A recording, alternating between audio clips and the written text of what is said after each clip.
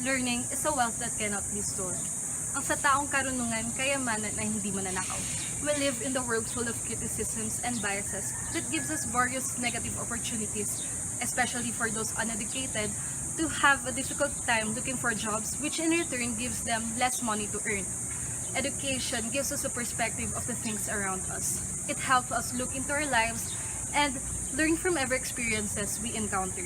We often perceive education as the key to success, and without quality education, an individual finds it hard to achieve success in life. We Filipinos believe that education is our ticket to get out from poverty and that the lack of it is a sure way to failure.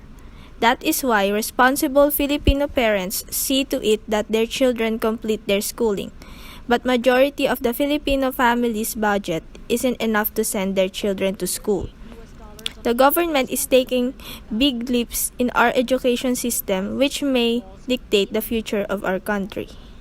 Changes in our education system has the saddest truth of its commercialization.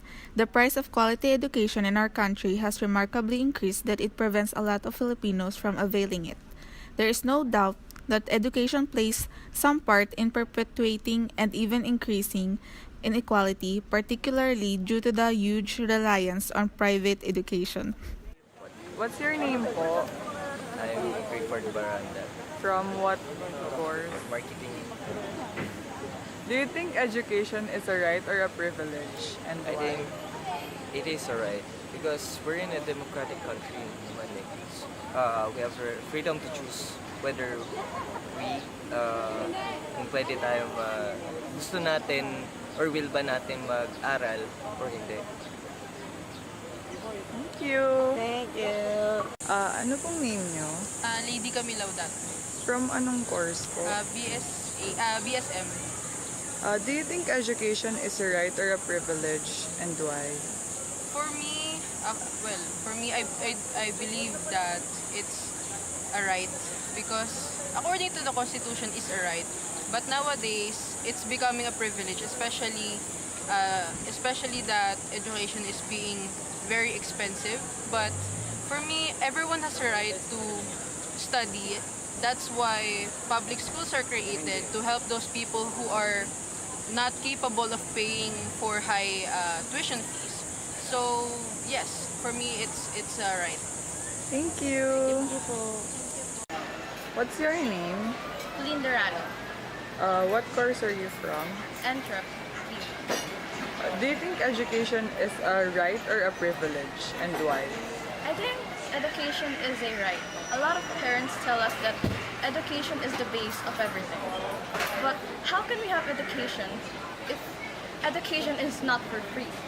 It's not for everyone. It's for people who has money only. Or even there is a free schools. The service inside the schools are not great. So I think it's really a right because a lot of people who are great doesn't have always a great education. And there are also other people who are staying just on the streets, are just staying there because they don't know everything. They don't know anything most of the time. So I think education is really something that we really should invest in. And it's really a right that everyone should have an education, even if it's just the basic. Because it's everything. Thank you. What's your name? I'm Rina Sia po, from ABM 1. I'm Isabel Yelene Siyang po from ABM 1T. Do you think education is a right or a privilege and why? For me po, it's a right kasi I believe po na education is nasa human rights po. Parang nasa right siya as, you know, you're a human. So, yeah. Oh my gosh.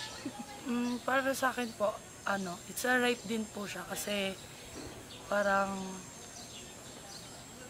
parang siya, yun nga, parang human right din siya. Tapos, you have a specific goal to achieve as a human. Kaya, ayun. Thank you. Tatanong lang po namin kung naniniwala po ba kayo na ang edukasyon ay isang karapatan o pribilehiyo ng isang bata? Ang edukasyon talaga kailangan talaga ng bawat tao, bawat Pilipino dahil sa ating siyempre kung saan tayo pumunta, alam natin yung dapat gagawin, edukasyon natin para sa kabukasan ng magiging anak natin. Yung edukasyon kailangan ay talagang importante. Kasi kung walang edukasyon, eh wala, nasa ano ka lang, nasa bundok ka lang. Kailangan siyempre edukasyon, pwede ka sa bayan, pwede ka sa bundok, yun, kailangan yun. Maraming salamat po. Zero. What's your name? Bernadette Zagata po. Anong department ka? Ay, junior high school po. Okay. Do you think education is a right or a privilege? And For me po, it's education is a right po. Because I think every child or every person po has a right to have education po because we are all born in the same country po, and all of us has human rights po, and we are all equal naman po in God's eyes. So I think po lahat naman po tayo ay may equal rights po, and we have equity naman po in having education po. thank you. Thank you po. Ako si Kim Valdez from JOU 42. Do you think education is a right or a privilege? And Wait, why? cut muna. English Kailan? ba to Tagalog? Kahit ano pong gusto niyo.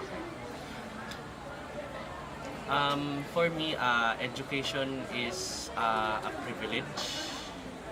Now, that is kung ang definition ng education is yung tinuturo sa iyo magagamit mo talaga sa kinabukasan mo. Kasi kung isipin natin, kung education is a right, lahat ng tao nararanasan yun. Pero hindi lahat ng tao natututunan yung mga bagay na kailangan talaga nila sa buhay. Kaya ngayon, dinagdag na nila. Kung ibabase natin yung purpose, kaya dinagdag yung senior high. Kasi may mga bagay na hindi natuturo talaga na pwedeng sakupin ng senior high na level. Kasi hindi talaga kayang sakupin ng education system natin yung lahat ng bagay na kailangan ituro sa isang tao para handa siya sa kinabukasan. So, right, education is a privilege kasi hindi lahat ng tao natatanggap yung parehong edukasyon na kailangan. Salamat po. Karapatan. Yun lang. Bakit po karapatan? Di ba karapatan ng bata na matuto sa natin? Diba? Sa ganang pananaw ko, ako'y nanay ng 5 bata. Karapatan nila matuto, karapatan nila mabuhay and ma-experience kung ano ang dulot na ganda ng mundo. Yun lang, through education, doon mag-i-start. Naniniwala po ba kayo na ang edukasyon ay karapatan or pribilehiyo po? Karapatan. Bakit po? Bakit ba? Hindi ko masyadong masagot. Siyempre para sa ano yun, kanyang kinabukasan. Salamat po. Ano po sa tingin nyo, ang edukasyon ba ay karapatan o isang privilege sa palagay mo? Sa akin, karapatan kasi ng mga tao na magkaroon sila ng edukasyon. Kasi balang araw kasi magagamit nila sa tamang panahon. Saka kung walang edukasyon, paano tayo magkakaroon ng mga tamang trabaho? Wala rin tayong makakantan. Kumbaga, aalilaki tayo ng ibang tao. Kaya kailangan din natin ng mga edukasyon na iba pang magagamit. Salamat po. Ano po ang inyong pangalan? Nasyo Pantos Jr. Naniniwala po ba kayo na ang edukasyon ay karapatan ng lahat ng bata or pribilehiyo? Sa akin, pag-intindi ko dyan, dapat karapatan talaga ng mga bata na makapag-aral. Kasi ang tao, pag walang pinag-aralan, wala ka rin mararating.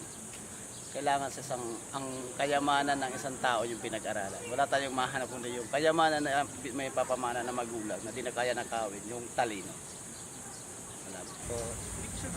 Based from the people we've interviewed, we can conclude that education is a right. However, it is undeniable that there are a number of children who are still not able to get quality education because of different factors, such as financial difficulties. Above everything else, education should be the top priority and ensuring that all Filipinos, regardless of geography and wealth, must have access to high quality and relevant education as it leads to the right direction. Before you came round, my heart would never beat much faster. Before you came round, I was ready to slow